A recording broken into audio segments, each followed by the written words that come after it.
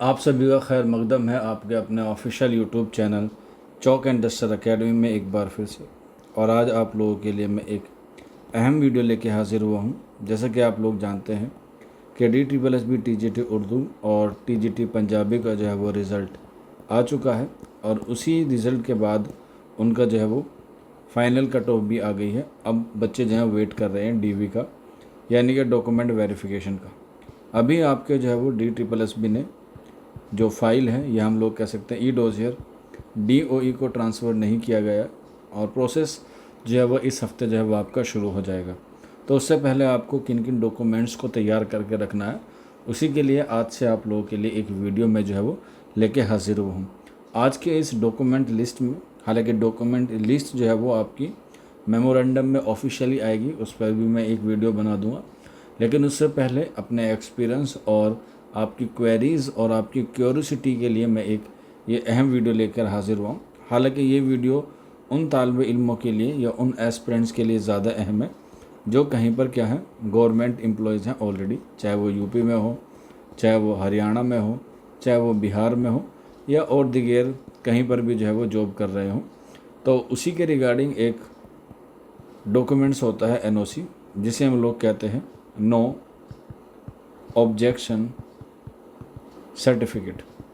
ये जो है वो आपको DV के टाइम चाहिए, ठीक है। हालांकि इसका एक दूसरा पहलू भी है और वो होता है आपका रिज़ाइन लेटर। वो भी आपका ज़रूरी होता है, लेकिन वो आप DV के बाद भी दे देंगे तो भी जो है वो चल जाएगा। लेकिन NOC आपके पास एट द टाइम DV के पास होनी चाहिए और उम्मीद है आपका DV अक्टूबर के आसपास जो है वो देखने को मिल सकता है। तो आप लोग जो है वो इसे बनवा कर रख सकते हैं अपने प्रिंसिपल पर या कोई अगर अथॉरिटी है उससे।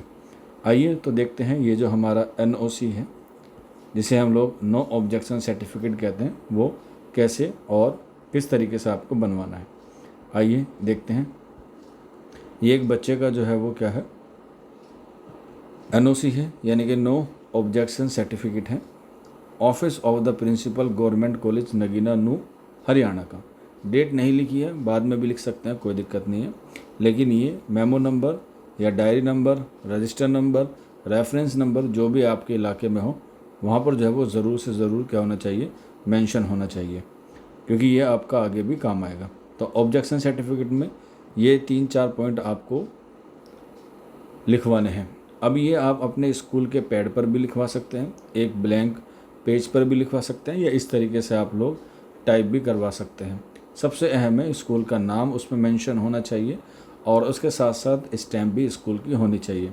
तो यहाँ पर आप लोग देख सकते हैं सर्टिफाइड दैट, ये कैंडिडेट का नाम है, हुज डेट ऑफ बर्थ जो भी उसकी मेंशन होगी आपकी, in the records of this office holds permanent post of library attendant with effect from 22/1/2025 से जो है वो यहाँ पर ये एज अ लाइब्रेरी थी परमानेंट।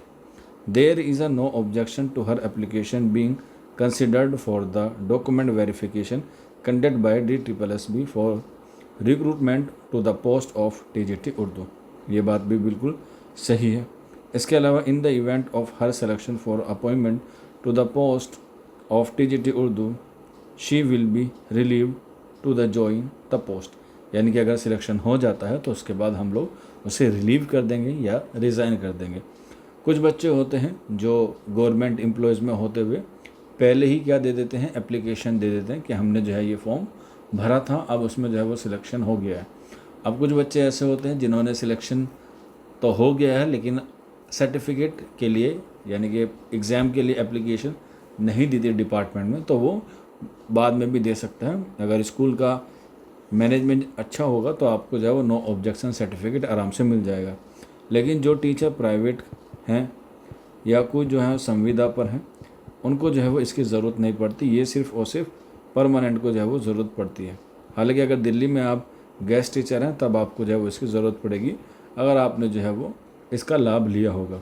इसके बाद आगे जो डॉक्यूमेंट्स बचते हैं जो इम्पोर्टेंट भी हैं, जो गजेटेड ऑफिसर से साइन कराने होते हैं, जिसमें आपका CC आता है यानी करेक्टर सर्टिफिकेट आता है और IC आता है यानी कि आइडेंटिटी सर्टिफिकेट आता है। अगले सेशन में आपको मैं ये बताऊंगा कि आपको ये कैसे बनवाना है और कैसे भरना है।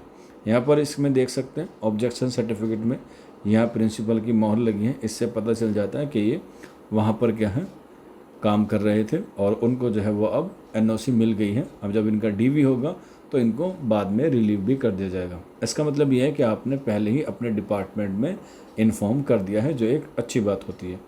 कोई डाउट रहता है, कोई क्वेरी रहती है तो नीचे कमेंट बॉक्स ओपन है और ये हमारा नंबर है 9045220432। इस पर भी आप लोग जो है वो रब्ता कर सकते हैं। आज के सेशन में इतना ही, शुक्रिया।